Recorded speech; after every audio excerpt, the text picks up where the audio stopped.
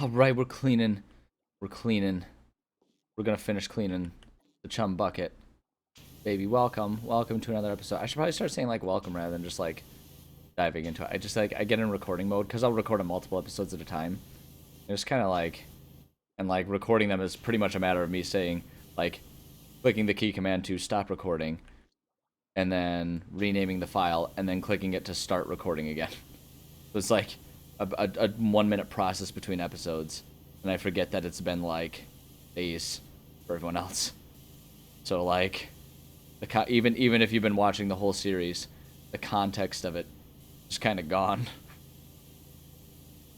Just another example of how I am in no way, shape, or form a professional, and I have no idea what on earth I'm doing. And while the specific context of this conversation is regarding recording and streaming type stuff, that kind of statement, it pretty much holds true for my whole life. I don't really know what I'm doing. Or kind of make it up as I go, and it's like, it's working largely. Because like the thing is, okay, like we're gonna enter serious conversation mode again, just like last episode. So I'm in a mood. I'm in a mood, and we're having talks, baby. We're having discussions. We're solving the world's problems here today. But like, in reality, realistically, for anyone wondering out there, whoops. Well, okay, get back up there. For anyone wondering, you know, so I'm generally speaking a person who kind of has his crap together, as a general rule. Not always, and not with everything, but just in general. Like I've kind of got I've got my crap handled in life, And a lot of people kind of ask me, either generally or for specific advice, how I manage to handle stuff. Like a good example is I've got a buddy who is asking me because I'm a very big list maker and scheduler. I'm very big on keeping schedules for myself and making like to-do lists to keep myself on task. I'm very big on that. I had a buddy of mine ask me once, kind of what my methodology was and how to go about that and how I came up with it. And like, it's weird for me to have to explain those things because I don't view myself as being an authority on any of that stuff. It's not like I took any classes, about the psychology of staying organized or being productive or anything like that. I've never been a professional at those types of things. I'm just a dude who tries things. And if it doesn't work, I stop trying it. If it does work, I keep doing it and will kind of go through and everything that I do in life. Like I'm constantly trying new things, trying to experiment with things. And that's not just like oh, try new hobbies, you'll find things. Like no, like just like in terms of like, cleaning the bathroom. I try new things. I try different ways to do it. I'm always trying to find if there are better, more effective, more efficient ways to do the things that I'm already doing. And it's just a mentality of constantly trying things. So how that relates to where this conversation started, right? In reality, like it really is a true thing that you can get through a lot of life and find a lot of success by just faking it till you make it. Because successful people, like didn't come out the womb being successful, right? Like even if we correct for the concept of being born rich, right? It's like having money isn't explicitly successful, right? Case in point, there are a lot of rich people who are like people who are born rich, and then they squander, the money gifted to them by their family, by their parents, right? You can start with money and still wind up not successful. And even if you don't squander it, is it your success if you're born with money, right? So it's like it's not people who are rich aren't inherently successful, and so that even corrects for the concept of like, successful people aren't born successful. They might be born with leg ups, right? But successful people are people who try things and figure out what it takes to be successful. And what I'm getting at here is not that I'm like successful at everything I try, right? But I found a reasonable amount of success in my life, at least enough that I can pay my bills and be happy with my life. Even in the economy, even with the environment falling apart like it is, even with our politics being a complete and utter train wreck, like I still have a lot of happiness and contentment and satisfaction in my life, and that doesn't come from anything inherent. There's not like a gene in me. Maybe there is. I mean, maybe some people are like genetically predisposed to being content and happy with life, and maybe I have that. But in general, it's like you don't need. There isn't a specific recipe per se to success and happiness beyond just the idea of trying things until you find what works. And that's a highly individualized process, right? So you can't just look at my success and do the things that I did and assume that it's like going to lead to the same success and happiness, because what makes me happy won't make everyone else happy. But I'm kind of, the conversation, my point's kind of wandering here. Like the point is, like, don't underestimate the power of fake it till you make it. Like, that can have so much positive impacts in your life. And that doesn't mean that you have to be a con artist. It means you have to be willing to try things even if you suspect you're going to suck at them. Right? And even if you know you're sucking at something, don't stop doing it. Just keep trying to learn better ways to do it. Right? Keep faking it until you're making it. Right? That doesn't mean you always have to like rely on falling backwards into success. It just means that you have to be willing to try things. You have to be willing to try things that you don't have, that aren't guaranteed success. Maybe that's the better way to think about it. Like, don't assume that the only way to be successful is to do things where you're guaranteed success. Be willing to do things that aren't guaranteed success. And if you find success the first time, then great. The fake it was short and the make it was, came quick. But if you do fail, right? I mean, it's reasonable to assess. Sometimes you'll fail and realize that, like, to find success, it's just not worth it. And that's fine. There's nothing wrong with that. It's like if you want to be a famous musician and then you try writing a song and, like, it goes horribly and you realize that you just don't actually care for the process like you thought you would, then okay, yeah, don't be a musician. It's fine. It's fine. It's fine to accept that type of failure too. But, like, if you desperately want to and you write a song and it's garbage, don't assume that you'll never be able to write a good song. Just keep trying different things until you've figured out how to write a good song. That's all you do with it. So I don't even remember where this conversation started at this point in time. Like, the point is, don't get discouraged in life. Try things and be willing to fail at things, because if you fail enough times, eventually you'll learn all of the wrong ways to do something, and the only thing that'll be left is one of the right ways to do it. Or maybe that's where the lesson is. I don't know. Not a philosophizer. Just a dude. Just a dude with a fake SpongeBob water cannon cleaning off fake SpongeBob environments. Whatever. It's like kind of ironic that I would be talking about success, because here I am faking it with this. Absolutely no idea. Although maybe that actually is exactly why I can speak to that, right? Because, like, I am anything but a successful streamer and YouTube content creator. I have made, like, I feel like I've made a grand total of like $8 streaming and recording. And I've done streaming and recording on and off, depending on where I was at in my life, since college, which was like 10 years ago. So it's like, that's a horrible hourly rate. I would not consider myself a successful streamer or anything like that. But I'm still doing it, and I'm learning better and better ways to go about doing it. Like, I can tell you just objectively, this compared to the first time I ever tried to play a video game on screen or, in front of a camera in any way, shape, or form, streaming or recording, like, I guarantee you my setup and my approach to it is already, or is definitely, I shouldn't say already, it's been 10 years, over 10 years, but it's definitely better than the first time I tried it, right? So it's like you just keep trying things and learning. And the other thing about it too, like I think I talked about this in the last episode, right? Like, just do what makes you happy. That's the other important part about it. Like, you can't be a failure if you're enjoying your time, right? Like, even if you're not getting rich doing it or making money doing something, if you're having a good time, it's not a waste of time, and there's success to be had there. You're successfully enjoying your time, and that is a perfectly fine thing to strive for. Like, that's a perfectly acceptable stage to call it a day at, so to speak. You can do something strictly because you're having fun, and that can be good enough.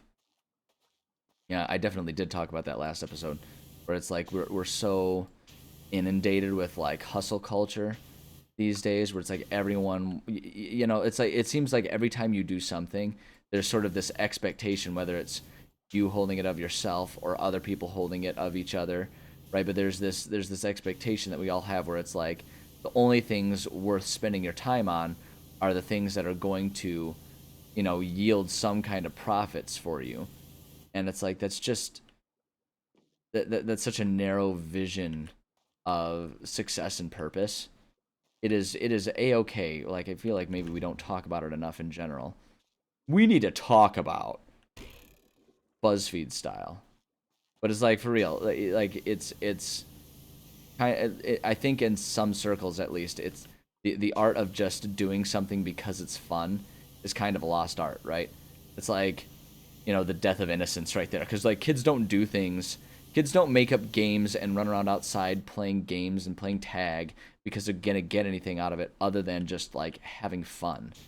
And it's like, I feel like that concept of just like doing things for the sake of enjoying them, for the sake of having fun, really is kind of a dying art in a lot of ways. I mean, hell, even kids were like even finding ways to kill it with kids. When was the last time, like a kid's little league game was, I guess I shouldn't say that. There are plenty of people who do have a realistic idea about like what their kids are doing when they're playing sports, and like how good they should be versus how much fun they should have. There are plenty of people that have realistic thing, but I guess the point, kind of a better way to phrase it is, how many situations can we all think about in our lives, whether it's like you and your kids or your kids' friends and their parents, right? But like, how many situations do we see where a child is like, they can't just like go to t-ball, and they go to practice once or twice a week, and then they play, one game on weekends, and at the end of every game, regardless of who won or how well they did, everyone goes and gets ice cream after, or goes and gets pizza, right? Like, we don't, those leagues certainly still exist, and there's still plenty of people that have that, but like in every one of those leagues, there's also the people who are like expecting their child to, you know be gearing up to be on the Yankees at some point. And it's like, something wrong with fostering and promoting and supporting and growing skills and talents in our kids. I don't want to send that message, but it's like, it's okay to just have fun. Play a game because it's fun. I feel like that's maybe why video games are still so big, is because like, yeah, there's, you can just sit and play a video game on your own, and the only reason you're doing it and the only reason you have to do it is because you find it fun to play that video game. Like, that's what playing a video game is. I mean, there are certainly plenty of people that, again, will take it like kind of a lot further than it needs to be taken, with like, trying to be globally ranked in, whatever, online Overwatch, Rocket League they're playing and stuff like that. There's certainly a lot of people that might even destroy their own fun by taking that too far, but gaming in general is still sort of a bastion of, I'm doing this to have fun and for no other reason, right? There's so many things that could be, we're just doing them because they're fun, that we're just not really allowed to do that anymore. And I think it's just I think it's a shame. I think it's a shame. That's what I'm getting at here. That's the message I'm trying to send here. Is that I think we should all let ourselves relax and have a bit more fun every now and then, and not worry about if it's there. Like I say, for me and recording these episodes here, I'm not doing it because I'm expecting to make money or even necessarily wanting to make money. I'm just doing it because it's fun to play games and talk about stuff while I'm doing it. Like, because I guess, like, when I think about it, if I really kind of get down to the psychology of why I'm having fun sitting here doing this, it makes me think of, the times when I was a kid, when I would go over to a friend's house, and we would sit there and we would play games. And sometimes we would play, sometimes it was multiplayer games. We were sitting there. For us, a lot of times it was because, like, I was a kid back in the glory days of, like, Halo and stuff like that. Like, that was like middle school for me. So Halo through Halo 3 was middle and high school for me. And we had a lot of fun, just sitting there for hours playing Halo. But, like, sometimes it would just be us hanging out, all of us with our own Game Boys, You know, just playing whatever game we wanted to play. Sometimes it was Pokemon, sometimes it was other games. Different people would be playing different games. We didn't even have to be playing the same game. We'd be just sitting there, you know, adjacent to each other, playing video games. And we just had a blast doing that. And for me, sitting here, playing games, riffing about them, is reminiscent of that. Like, that's what it makes me think of when I'm sitting here. When I'm sitting here playing these games, talking about life and how it goes and how it should be and all that kind of stuff, it brings me back to that nostalgic place of when I was a kid or a teenager, hanging out, playing games with friends for no purpose other than to hang out and have fun with friends. You know, again, whether we were playing the same game or different games, and we would talk about stuff, and like we would talk about stuff that was like, sometimes it was the game that we were playing. We would sit there and we'd discuss the game itself. That was a big part of it. We loved to discuss, you know, what we liked about the game, what we didn't like about the game, blah, blah, blah, all that kind of stuff. You know, a lot of it was all about that. But a lot of it, too, was, again, just like talking about school, talking about, you know, the people we were annoyed with, the teachers we didn't like, the girls we had crushes on, all that kind of stuff. Like, that was just what we did. And this just, like, sitting here babbling nonsensically while I'm cleaning off the chum bucket, it just kind of brings that nostalgia to me. So when I'm sitting here doing this, I'm not doing it because I'm expecting which bucket letter? H? Okay. H. Okay, we got the H. That's all of them. Okay, we need the handle pin over there. I know that one was there. I'm gonna try going from the top again and make sure that there's not like anything up there. This angle. I see nothing's showing up there, so I might need to go from below. We also need to get the doors here, right? Oh, it's the under the handle bits. Okay, so now it's just got to get that handle bit. But yeah, it just like, you know, I'm not doing this because I expect to get anything or because I'm hoping to have millions of views or anything. I'm just doing it because it's fun. It just brings me back to a positive time in life. And the thing that's fun about it, like I say, I could be doing this and having the same amount of fun. There it is, we did it. Same amount of fun without even recording it. But it's like the other part of it, and one of the reasons why I watch streamers or why I watch Let's Play channels and stuff on YouTube. Like, I'm never a commenter. I don't participate in the chat or anything like that. I don't do any of that. I just sit there and watch and enjoy the background noise because it reminds me of that same thing, only on days when I'm not the one who has things to say and I'm just listening to my friends talk about stuff. Both, you know, it's two sides of the same coin. And, you know, I just think to myself, like, hey, you know what? I'm having fun being this side of it where I'm the one who's rambling. And maybe there's other people who have sort of the same nostalgia that I do that would appreciate getting the chance to be the one listening rather than the one talking, you know. So that's ultimately why we're here. And if one day I became super famous like Markiplier, then like great, you know, I'm not going to complain about making money off of it, but I don't want to chase that. That's not what I'm after. The paddy wagon, that might be perfect. We've got like, I don't know, 12, 15 minutes left. Paddy wagon might be the perfect amount to finish this one. Let's do it. Let's chase that paddy wagon. Or clean that paddy wagon, I should say. We're not going to chase it. That would be bad. It's a vehicle. We'll never catch it. Never catch it. We're like a dog. So excited about it, but never actually going to accomplish anything with it. Gosh, look at that. I love that evening sky color. Both in Bikini Bottom here and in real life.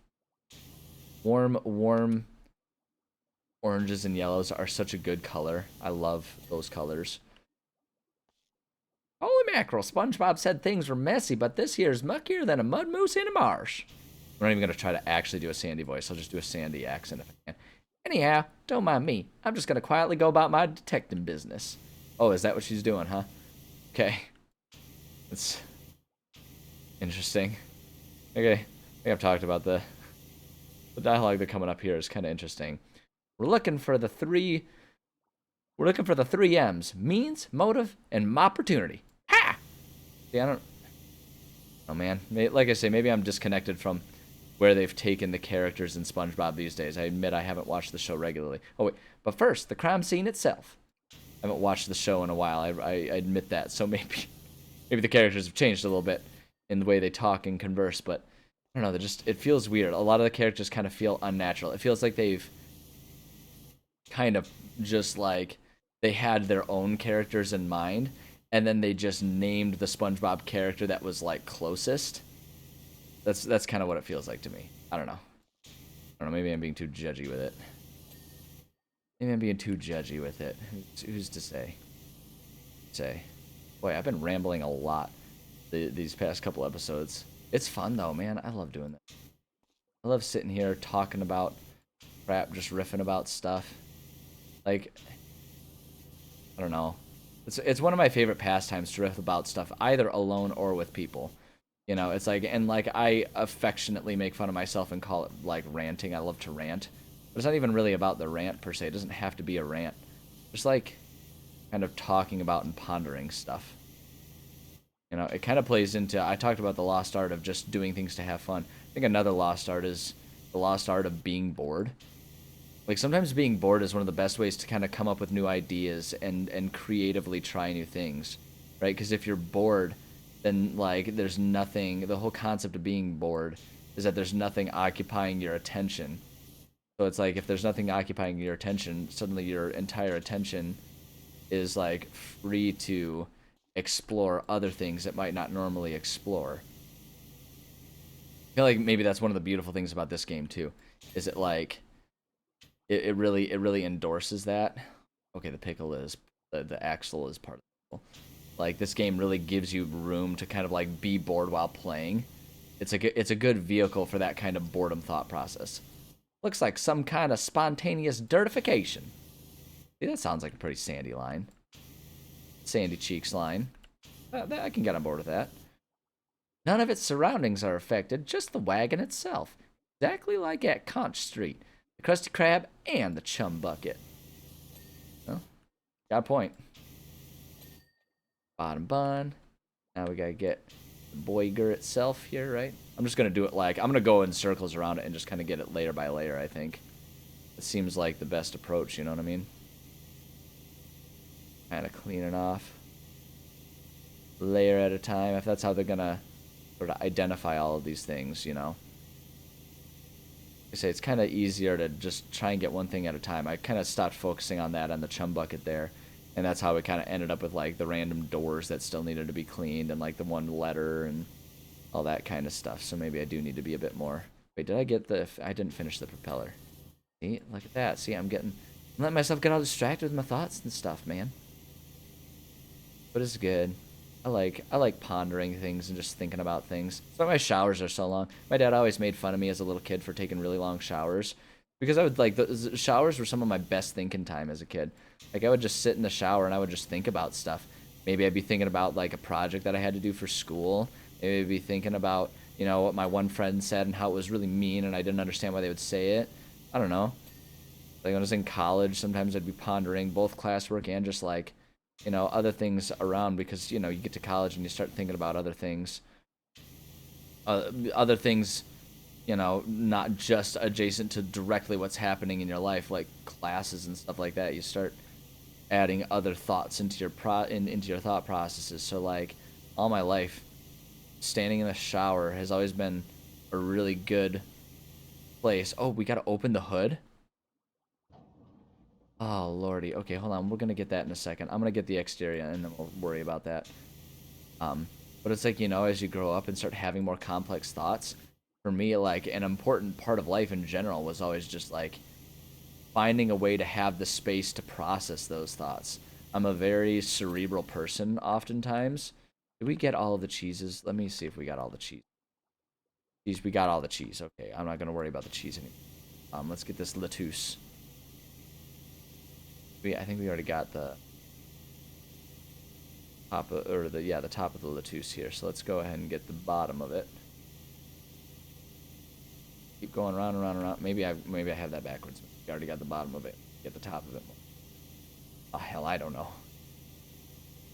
But yeah, so it's like, you know, I'm the kind of person who is happiest when I have space to think about things properly, right? Like that's just part of what keeps me happy, is the chance to sit and think about things. So whether I'm doing it out loud or just in my own mind, me just sitting here rambling and thinking about things is a daily occurrence that happens multiple times in places like the shower or sitting on the toilet are like some of the best places to do it because there's nothing else going on.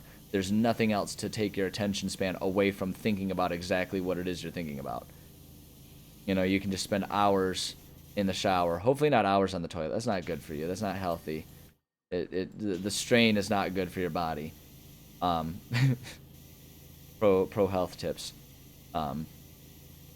But you know, in the shower you can do that, or it's like I feel like for a lot of people that's why perhaps they love to just like sit out on the porch or something like that. Like I think about my parents, and one of their favorite things to do, either together or alone, is they have like a they have like a sunroom type of situation, and so in the summers they'll sit on the sunroom, and they'll just sit there for hours, and maybe they'll talk about things, or maybe it's just one of them alone thinking about things, but they just love to sit there for hours and hours, you know. And when it's the wintertime, instead of that, they'll sit by the fireplace and they'll do the same thing. And it's like, as an adult now, I can kind of appreciate, they probably just appreciate the time to, you know, go through whatever's in their brain that's like rattling around up there and is demanding a certain amount of time to think through and process. Wait, could it be the Plankton Army? Well, Plankton's only interested in the secret Krabby Patty formula. Is there anyone or anything who would have a vendetta against so many people? Oh, that's a pretty big word for a kids show there, Sandy. Vendetta. Who are you, V?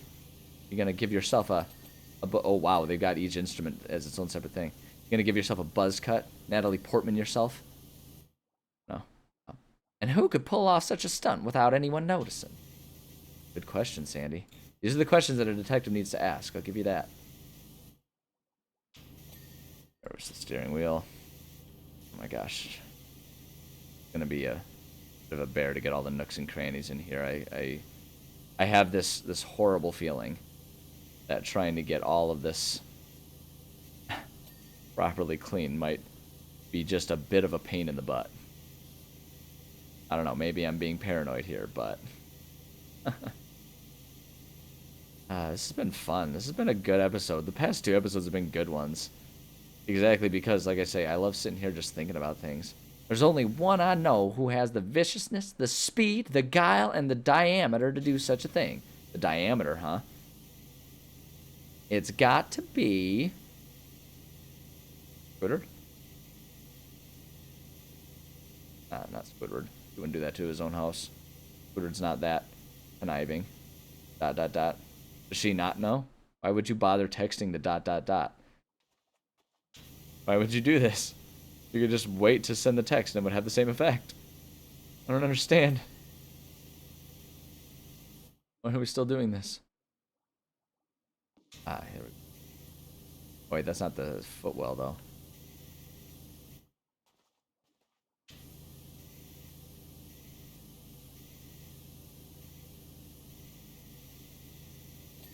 There we go, there's the footwell.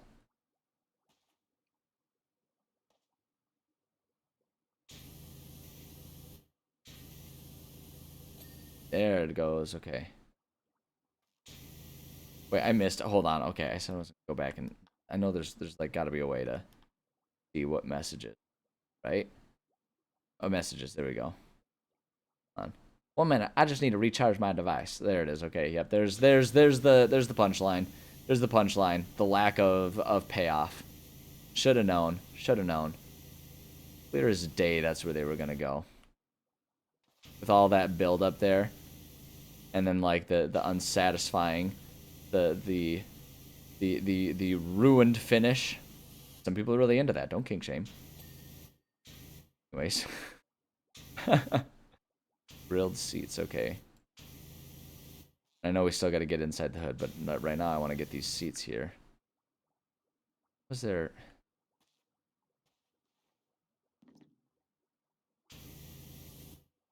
Yeah, there we go. But there. Like a little bit of... kind of like tuck those corners there or something.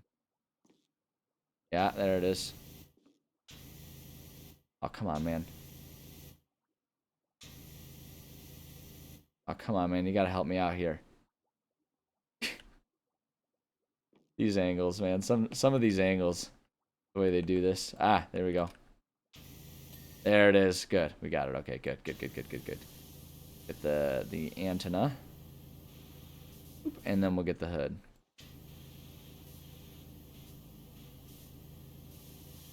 What are we doing on time? Oh, it's going to be about perfect by the time we're done. It might be a slightly longer episode. It's like, oh no, people are going to be so mad about that, right? Even if I have almost no viewers, the viewers that I have certainly not complain about extra minutes of free entertainment. And if they are going to complain about that, then that's weird. Don't do that. Don't be like that. It's free entertainment, man. It's like one thing that I always, like I say, it kind of relates to why I'm happier not chasing after, the chasing after algorithms and audience trends and all that kind of stuff. I'm happier not doing that. And a lot of it's because, I feel like I have a pretty fair and balanced perspective of the channels I watch, and what I expect of them. Namely, revolving around the fact that we're talking about free entertainment. I don't have to pay a single thing for any of the entertainment I get from any of these channels. So it feels to me like it would be unfair for me to have expectations about what they make, how they make it, all that kind of stuff. That just seems, to me, that feels wildly unfair. But the thing is I know, I'm well aware of the nature of the internet, and I know there are a lot of people that will have a lot of opinions to share about, what creators should and shouldn't do, and what games they should and shouldn't play, and all that kind of stuff. And that type of thing is just exhausting. Like, you're like, it's totally fine. I'm not saying that like everyone always needs to always love everything that every creator makes. Like, don't get me wrong. It's totally fine to dislike it, but the sort of final take home of it, I feel like, always kind of ends up being either the channel is, either it's a channel for you or it's not. It's like either you're gonna like and appreciate what they make, or you don't, and either one is fine. But it's like, rather than making demands and making a big issue out of a channel making things that you don't really care for, rather than making an issue of it, just recognize like, oh, it's not the channel for me, and watch something different. That's one of the reasons why I never really, or I don't complain about, what a channel is putting out, what they're not putting out. It's either I watch it and appreciate and enjoy it, or I don't. At any rate, I hope you enjoyed this channel. That's like perfect timing. Finished the what was it? What was the I forget what the vehicle is called. The Krabby Mobile, the patty car. I don't know. But we cleaned it off. That engine block took a lot longer than I was expecting. The Paddy Wagon. That's it. That's the Paddy Wagon. That's actually a really good name. I do like the play on words involved there. Are there any more? Wait, hold on. How many SpongeBob? Oh, there is. The Invisible Boatmobile. Oh man, there's no way that's gonna be. How many are there? We've done. I think there's 6, so I think there's gonna be 2. So I am going to save this one for the next time, and if that ends up being the last SpongeBob one, then we'll just find a regular one and get a full episode of Powerwasher in there. And we'll probably do it that way. So for now, thank you for joining me and indulging in my random blabbermouthing about random stuff. I appreciate you. I love you all. You're super awesome people for hanging out and watching the stuff I make. That's pretty cool. Pretty cool to support people and the things they make. So I appreciate it. But yeah, take care of yourselves, and we'll see you on the next episode. Take it easy. Bye now.